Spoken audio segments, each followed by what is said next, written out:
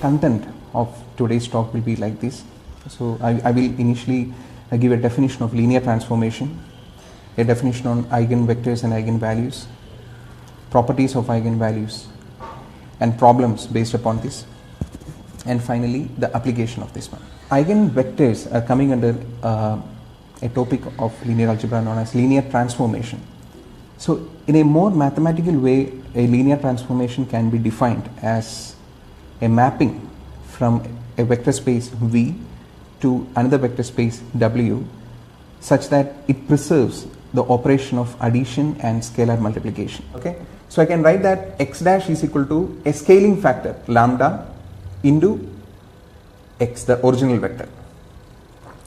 Okay, so this special class of vectors such a way that only its magnitude changes but its direction does not change, such class of vectors are known as eigenvectors, and that scaling factor lambda is known as the eigenvalue of corresponding to that eigenvector.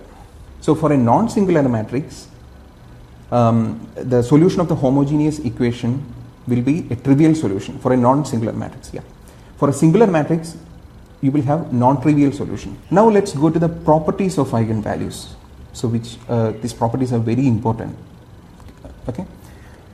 The very first property of an eigenvalue is that, say for example, if you have a linear transformation, so you have a matrix corresponding to that linear transformation. So let that matrix be A.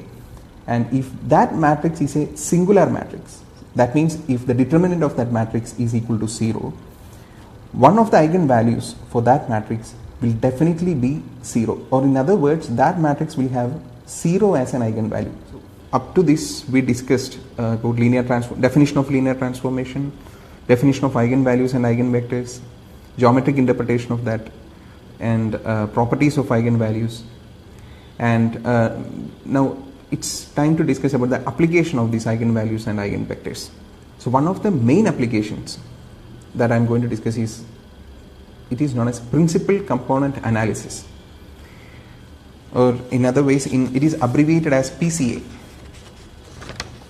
It is principal component analysis, or PCA. I'm going to end the session, so I would like to give you some good references to read on eigenvectors, or generally on linear algebra. So three standard books on linear algebra. One is K. Hoffman. So K. Hoffman has a very good book on, the name of the book is Linear Algebra. And Michael Artin, the name of the book is Algebra. And there is another book that is written by Gilbert Strang, MIT professor. So the name of the book is Introduction to Linear Algebra.